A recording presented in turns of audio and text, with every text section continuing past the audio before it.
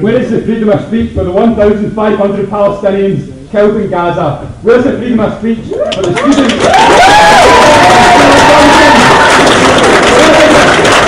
You should not be allowed to speak at our university. You're representing an apartheid state. You should not be welcome.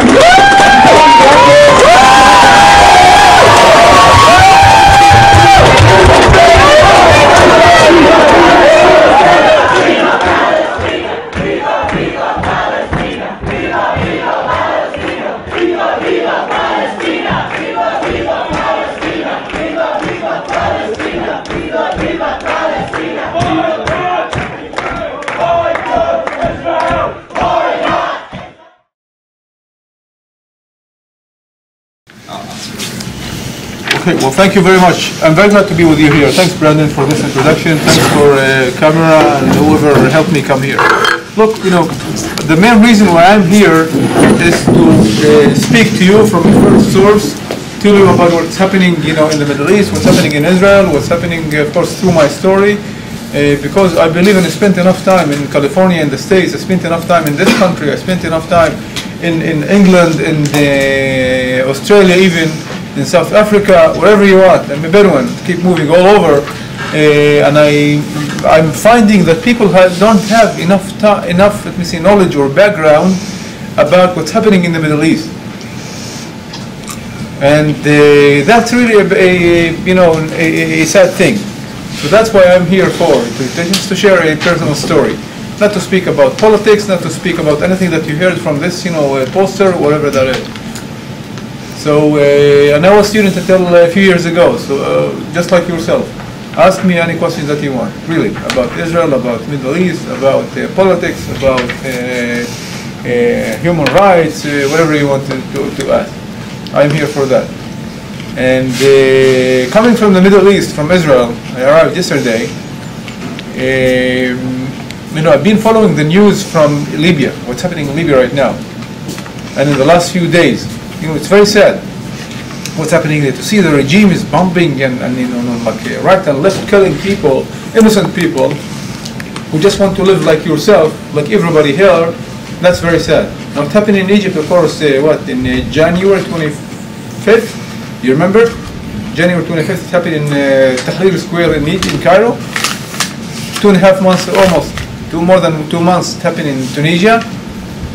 I hope, and again, that's my personal, let me say, opinion, it will continue to Iran, it will continue to other places in the Middle East. Because why? Because people there want to live exactly like yourself, in Ottawa, in the West, in America, in Sweden, in England, in other places, in other parts of the world, like democracies, free societies, but above everything, like us, Israel. And I'm coming from Israel. I'm representing Israel, the only democracy in the Middle East. They don't want to live in, under dictatorships. They don't want to live under a regime which is holding or controlling the country for 30 years. Just try to compare Israel and Egypt. Hosni Mubarak been in office for how long? You know for how long? 40 years. 30-something years. In Israel, in the last 19 years, not 20 years even, there was no one government that completed 4 years full term. So try to imagine the difference. Democracy, people have, the people have the power. Stand up, speak up, knock on the doors, on the table, to make a change. And this is exactly what the people want to do. Now, I said that Israel is the only democracy in the Middle East. Not by being a democracy or the only democracy in the Middle East. That's not let me say, that's not a secret. I think the accomplishment that Israel have accomplished, or Israelis, are the multicultural society, the multilingual society, the multi-religious society, the diverse society. And that's why I'm proud to be part of it. And I'm coming to share this, experience with you.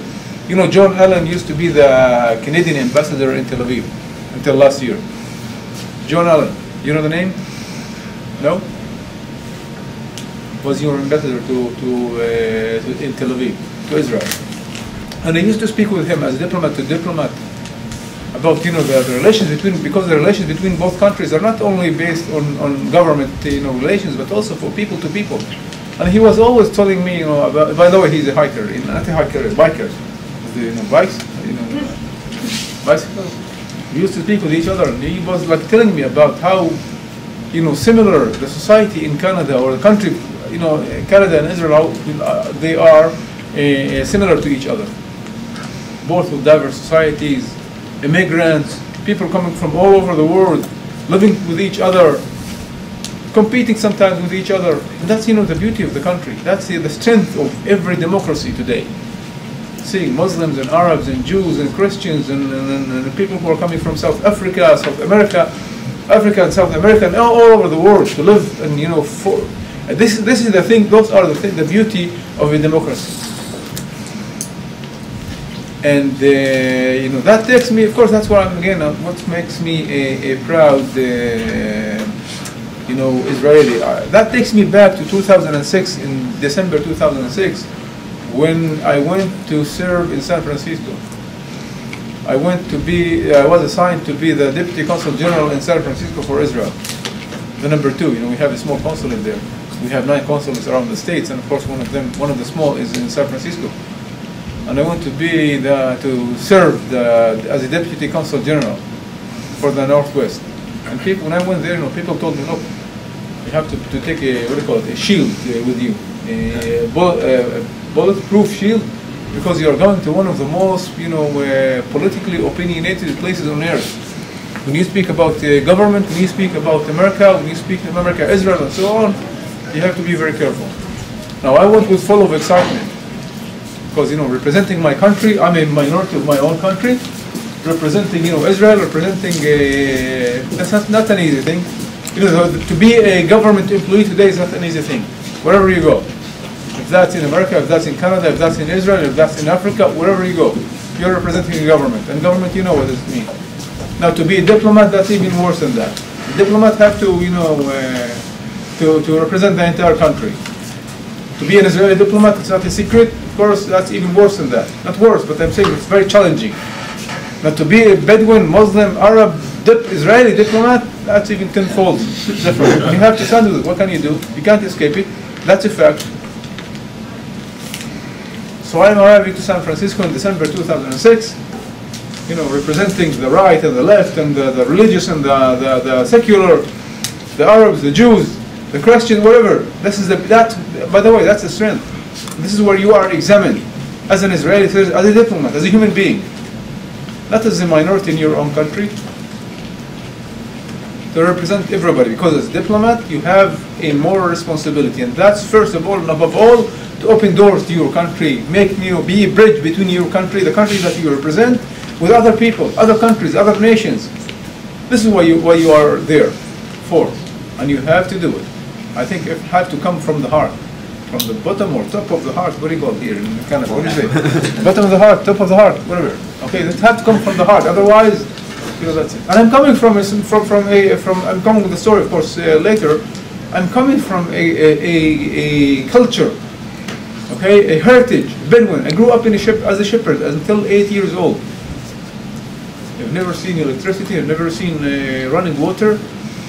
As a shepherd in a tent. Third of 11 brothers and sisters. I'll tell you the story later. That's deep in me. Like, that's a mission. I saw that as a mission. And I went to San Francisco. Those threats on one side, have to be careful. But of course, on the other side, lots of excitement for the first time. An Israeli Bedouin being a diplomat, going to represent Israel abroad, and where? In San Francisco. So remember, San Francisco, and I'm coming from a very conservative heritage, very traditional culture. Let's also have its own, argument, we say. And I'm arriving there, and 3 weeks after, I think one of the most annoying, disturbing, touching questions I've been asked in my life, my adult life, let me say. I am arriving there 3 weeks after I was invited to speak in Tiburon. Anybody from San Francisco area here? I've been there further north from the Golden Gate Bridge. Tiburon, for 80 people in one of the Jewish community centers. There were 80 people. I was supposed to talk to them about my experiences, about Israel, what's happening in Israel, in the Middle East. And 35 minutes, maybe 40 minutes, And then Sue, my friend, she was on the like in that corner, my side, left, whatever that is, all the way up. 87 years old. Today she's 92, 93 years old. She became one of my best friends in San Francisco.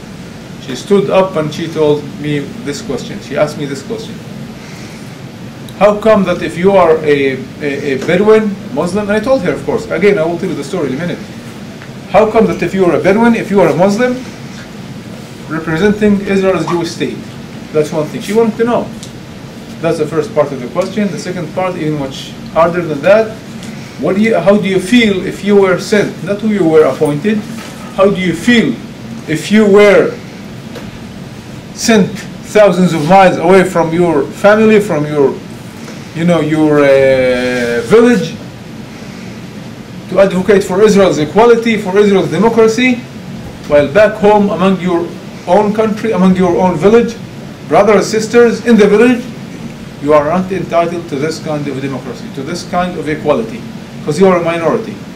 And to be a minority in Israel, not Jewish minority, because Israel is different, defined or known as a Jewish state, that's another big issue, because you cannot speak about, when you speak about minorities in Israel, you are speaking specifically about the Arab minority, the not Jewish minority. That's obvious. Of course, there are other minorities in Israel. The women's, I think, it's Women's Day today, but women are a minority in Israel. Ethiopian Jews are a minority in Israel. Gays and lesbians are a minority in Israel. I learned that from San Francisco. Okay? Those are minorities also, but when we are speaking about minorities in Israel, you speak about the ethnic minority and mostly the Arab minority. And of course, the Bedouins are part of them. It was a very shocking question.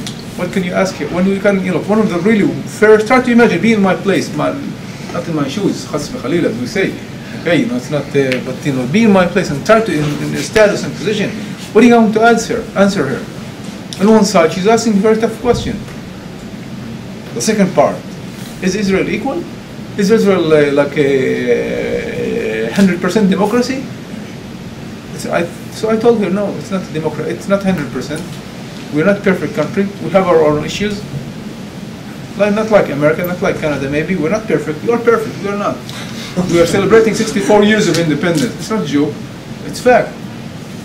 So you expect it to be like 100%, to be an example to the entire world? To be an example like for Americans? No, it's not.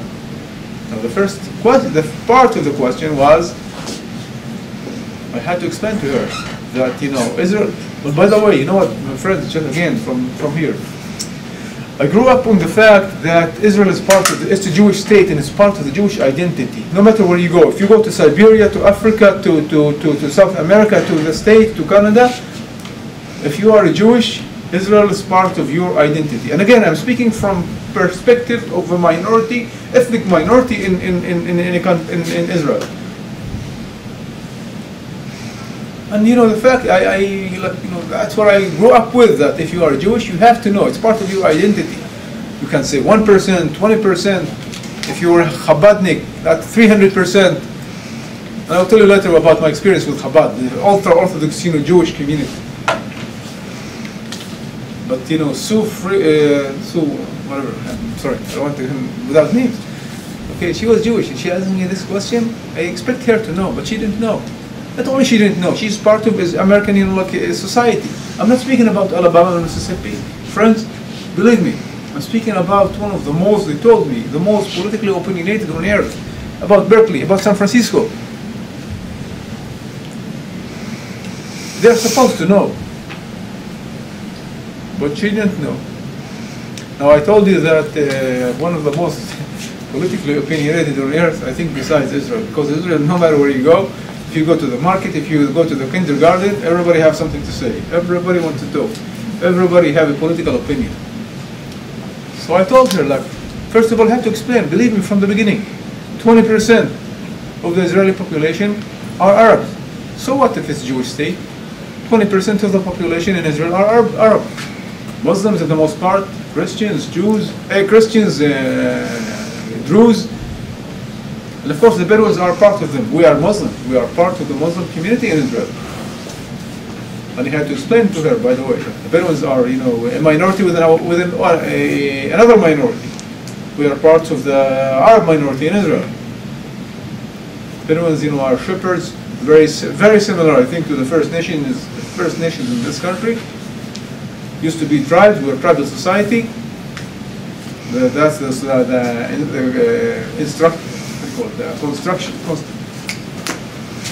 structure.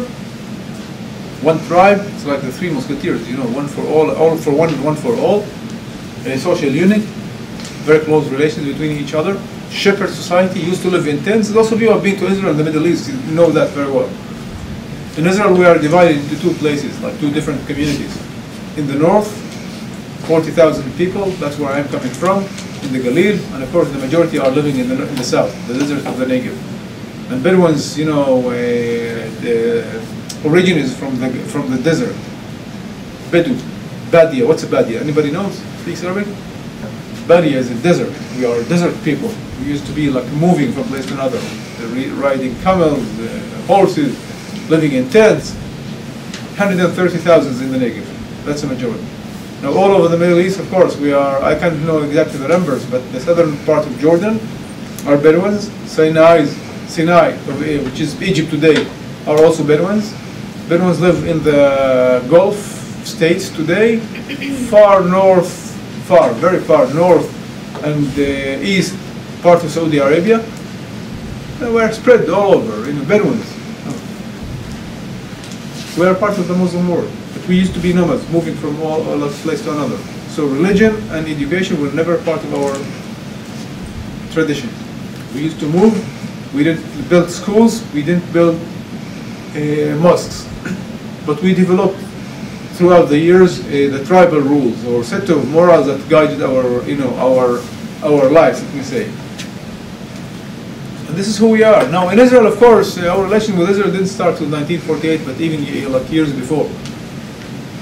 That's another story. One of the things that, you know, after speaking to Sue, my friend from San Francisco, I decided to write. I decided to write about my journey, you know, like a very short memoir, not only about who I am. That was my story, but the story of the Bedouins in Israel, the story of the building of the state of Israel, and how the minorities, Bedouin minority, you know, was integrated into this country. It's a human story, nothing to do with politics, nothing to do with anything. You can look at it. It's here. Have just quick look at it. So I explained, of course, 20% of the population in Israel are minority. They are holding, you know, they are different. I think the Israeli Arabs in Israel are living in the most sensitive status, position in the entire world as a minority. I don't think there is another minority in the Middle East or in any other part of the world that live in like the Arabs in Israel live. Very sensitive. Nobody can ignore that. Because on one side, they are split. One side, they are Israeli citizens. Israel is their country. And the other side, you know, they are sharing the same culture, language, religion, tradition with the, let me put it in the quotation mark, enemies of their own country. They are brothers of the Palestinians in the West Bank and Gaza. They are brothers of the Egyptians, Libyans, if you want, Lebanese, Syrians. But at the same time, you know, they are living in Israel. They are Israeli citizens. But even they are coming more and more Israeli. Again, without, you know, getting into the many, I would say, issues that they are facing and challenges. They are Israeli citizens. The older generation is different from the young generation. And the teenagers are different from their parents and grandparents. They are changing, exactly like this country. And I mentioned this in the beginning. Those are the talks that I used to have with John Allen, the ambassador. Young generations becoming totally different.